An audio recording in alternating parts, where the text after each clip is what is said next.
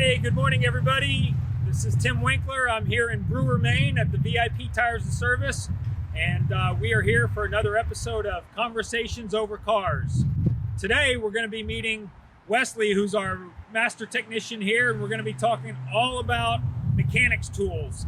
Wesley's got a great collection of all kinds of specialty tools, and you guys, some of you out there have been trying to guess what some of his tools are this last week or so, and we've got some oil changes and some gift cards to give away as well for some lucky winners who had some great guesses as to Wes's tools. So let's take a walk over here and meet Wes.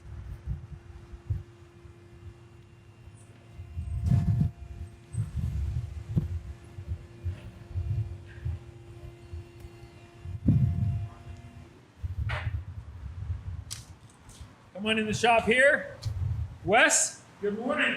How are you? Good, good. How you doing, man? Doing great. Good, good to see you. So we're here with Wes today, and like I said, we're going to be talking about automotive technician tools. And Wes has a great collection of a big investment that he and so many other technicians make in their profession and their career. And you know, I was here, Wes, with you a couple, 3-4 months ago, and you started showing me some of the cool stuff you had in your box there. Yeah. And I know you take it seriously, and you put a lot of investment into your collection here. And so when Colleen and I were talking about, hey, what should we go talk to Wes about? Man, cool tools came up, right? Yeah, so, it's one of my favorite subjects. Yeah, I know you love talking about it. So let's get to know you a little bit. So how long you been working on cars? I've been working on cars for about 17, 18 years. Okay, and how'd you get started? It's actually funny. I got into like drag racing with like Diamond Star Motors, turbo cars, and at one point I think I had an all-wheel drive Eclipse at 680 horse. 680 horse. Oh yeah. On an Eclipse. On an Eclipse. Yeah. That's where my money went before tools. Nice, nice. And so you're a master technician. Yes, sir. Right? And when did you get all your certifications to become a master? I made a goal a year and a half ago to become a world-class technician. There's not many of them, and it's a great thing for us in our trade. Right. It shows people your skill level. Absolutely. And how many total ASEs do you have right now? 18. 18 of them, right? So you only 4 or 5 more to get to world class. I even went ahead and got a couple extras just in case. Right. You got the hybrid one, right? I got the hybrid one. Yeah. A3. Is that it's L3? L3. L3. Yeah. Yep. And just some other ones, just to have them, pretty much. Yeah. Cool. How long you been with VIP? It's going on 4 years. 4 years. Yeah. Awesome. And what'd you do before VIP? I owned an electronics repair business, and I also repaired cars, and I was a technician professional as well. Awesome. Good, good. All right, so we're going to take a walk over here to Wes's toolbox, and first of all, Colleen, you can just pan and just take a look at this collection of investments that we have over here, and that Wes has put together. And then Wes, I think he's going to start walking us through some of the normal stuff and maybe some not so normal stuff. Yeah. So Wes, why don't you get going over here? So the first thing you want if you're doing things day in and day out, you want stuff you can get to quick and in a hurry. This is basically, I went ahead and put magnets up here, and also in here I have all my socket rails. That's stuff that you can get to quick. You don't have to open any doors. So these are magnets right here. Yeah, these are magnets. So you just put anything on there and it sticks right to it. Exactly. Also, that some things that not a lot of people know exist are nano sockets. It's a socket that is that thin. And I mean, if you have a really tight, confined space, it saves you time. These engineers who design cars don't always think about how do I get a mechanic's hands in there to I have bear claws. It's hard to get into certain spaces, and those definitely help. Yeah. Moving down, I have most of my, other specialty stuff in here. I have everything from Ford specialty tools all the way up to leak down testers. I have a pass-through device to flash modules. Even behind here, I even have a thing. It's basically like a voltage maintainer for the flashing device. There's a company based out of, I think it's Arizona, and they actually make stuff for RVs, but this actually has no diode ripple, so Wow. So these kind of tools, they even each just have their own case. Yeah. Yeah, so that's cool. And you got some of them labeled down there, I see too. Fuel pressure tester, fan clutch set. And then, oh yeah, put it over. Put it over. I can't remember. I have so much stuff sometimes.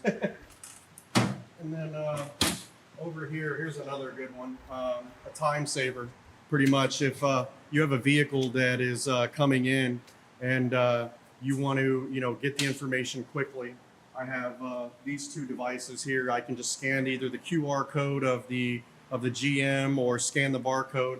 It goes right into Pro Demand, and I already have it ready to go. And I can start So it's integrated right into Mitchell I One. have it hooked already up to my laptop. All I got to do is scan the barcode, and I'm already in.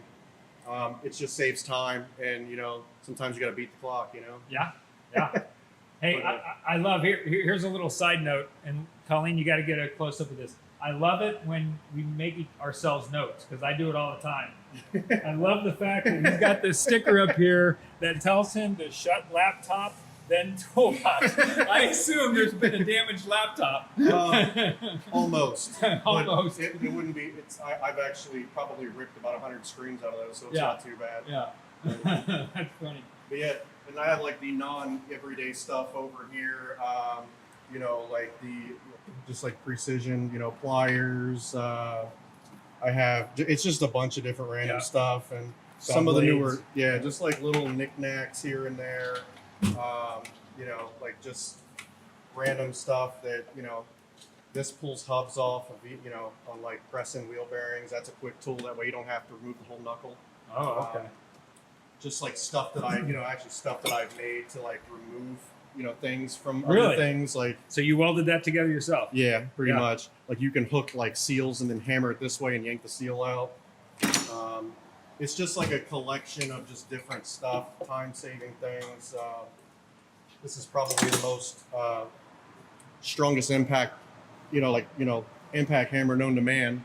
They use this to basically put rivets in on airplanes. Wow. It doesn't even use the same bits as a normal impact hammer. Just a bunch of collection of stuff, That's awesome. Yeah. That's awesome. So what do you think is your most expensive tool you've purchased? Oh man, wow. It's probably this scan tool, honestly. Yeah. And tell us about that. This is a Snap-on Apollo D8. Okay. I can't tell you the price tag because it hurts me to say it. But just know my tool guy appreciates me very much. This scan tool and my Altel. This one's great for certain vehicles, such as like Japanese vehicles. It has stuff that this one doesn't have, and this one has stuff that this one doesn't.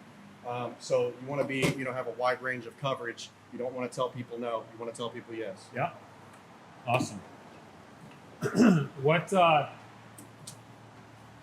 your funnest tool? What's the tool that when you think about, I got to go use this tool, it like brings a smile to your face?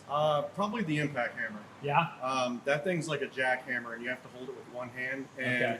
I've actually bet people that they could not hold it. Really? You got to really keep tight on it. I'm not taking that back. It goes all over the place, Really? but I can promise you whatever is underneath that bit is coming apart. So what are the typical conditions that you run into that cause you to have to use that tool? Very rusted bolts, Okay. things that just don't want to come apart. Say for instance, I can actually remove press and ball joints with it. Wow. I can just take the clip right off, go on top of the ball joint, it comes right out, saves me a lot of time. Okay. The other things that, make me smile is probably the thermal imager that I'm going to show you. Oh yeah, I want to see that. And the mini ductor as well. Those are two cool, tools that, I don't get to use very often, but when I do, they save me a lot of time. All right. And believe it or not, the thermal imager can actually let you see misfires. Oh, okay. Okay. Yeah. Because if on the exhaust manifold, if it's a little cooler than the other ones, you can see what cylinders actually misfire. Huh. Yeah. Wow. That's awesome. Well, speaking of, let's take a look at the coil Absolutely. inductor in the gun. Absolutely. So this is kind of like a generic setup. Say for instance, you had a nut or a bolt that just wouldn't come free. This is the mini ductor Venom. It comes with these little like coils They're made in copper and coated with like a fiberglass, I'm guessing. What happens is this sends a like a magnetic, pulse and reverses it like I'm guessing 500,000 times a second. And what happens is, this is the thermal imager. I'm just using this to show you how neat it is so you can see how hot this thing's getting. But if you see right now, I'm going to go ahead and show it prior so you can see that there is no heat on that at all. It's 83 degrees, 84 degrees. We'll go ahead and heat it up. So it's not even touching it. It's just creating the magnetic field. Pretty much. It's to heat up that nut. Anything that would be magnetic to a magnet, it will heat right up. If you're in a confined space where you can't get a torch, this thing will save your life. Yeah, I see the smoke already coming from it. So it heats up both pieces. It heats up the nut and the bolt. Yep. Anything magnetic, it will heat right up. If you can, stick a magnet to it, yep, it will get it cherry red hot. And I actually removed a shaft off a golf club for my father-in-law with one of these things. Oh wow. Oh wow. So yeah, the nut's white now. Oh, it's gonna get really hot in just a second. Yeah. So once again, rust is one of the things that causes some of these fasteners, right? Not to. Yep. Wow, look at that thing. So you can see right there, once it calibrates, it's almost at 842 degrees. 842 degrees. And if I had a wrench on that, it would come free really easily. Wow. That's cool. Then I do have a few other things that I just wanted to bring out quickly, just to not take up any more time. But not a lot of technicians know about this. Stubborn GM transmission lines. You don't have to remove the clover clips anymore. You can just stick this on the line, pops right out, saves you a buttload of time. Wow, that looks like such a little simple thing. Yeah, $30, save you a few hours. Wow. And then this one is probably my favorite. ABS, lights come on all the time. People can't figure them out. This is a tool made by Waken. It's a pinpoint tester. What this does is you can actually hook this tool up to the wiring on the sensor, and it will simulate a perfectly good signal. So you can look at it with a scan tool and see how see the wheel moving, like in a simulation. Yeah. And then you can reverse it and put it on the sensor and actually see that, that the sensor's working. And if there's any problems in the teeth or, on the magnet, it'll show you that there's an issue as well. Wow. That's awesome. So many of these tools you've talked about, Wes, you've said saves you time. Saves you time. Why is saving time so important? Because I mean, honestly, like working in a build hour environment, you want to try to help customers get in and get out as quickly and efficiently as possible. Absolutely. Yeah. So good. Yeah. When customers don't have the vehicles, it's inconvenient. Yeah. You don't know you need it till you don't have it. Right. Awesome. All right. Well, what's next on our list? I guess we're going to be talking about our. Can we guess what this is? What the heck is that? Right? What the heck is that? That's what we had out, right? So people sent in guesses. Obviously, the only person for sure who knew what everything was Wes. So Wes worked with Colleen to determine who guessed the right guess, or who the right winner was of the people who guessed the right answers. And so I've got my list here. So are we just going to read off who guessed each one? So I guess let's do this, Wes. You tell me. So this one right here, what's the answer on that top left? The top left is basically their scan tools. The only one that not a lot of people would know about is the oscilloscope that's right in the middle, and the thermal imager. But if you said scan tools, that would be a pretty good answer. And scan tool, that correct guess was Ashley Lynn. So Ashley Lynn, you want an oil change, a free oil change at any VIP. Good guess. And so let's go over here to the top right. What's that? It's a magnetic induction tool. Magnetic induction tool. That's what we just looked That's at right what we here. just looked at, yeah. Okay. And let's see. Oh, someone said release seized nuts. That's probably good enough. Close enough, right? Close enough, yeah. They didn't describe the tool. Yeah. They described what you do with What the it tool. does, yeah. And that was Harley Nicole. And so Harley Nicole, free oil change at any VIP. So good job on your guess. Let's go down here, Wes. What's this? This is a pass-through device to flash modules. Okay, And, so explain what that means. How do you? Okay. What's flashing a module mean? basically what happens is sometimes a certain module can go bad on a vehicle. Let's say like a Chevy truck, you can have a fuel pump control module go bad, and you can't just get that module and put it in. It's like a hard drive on a computer. You have to put an operating system on it to get it going, and that's essentially what that tool does. Okay, so it basically prepares that part for that vehicle. Exactly. Okay.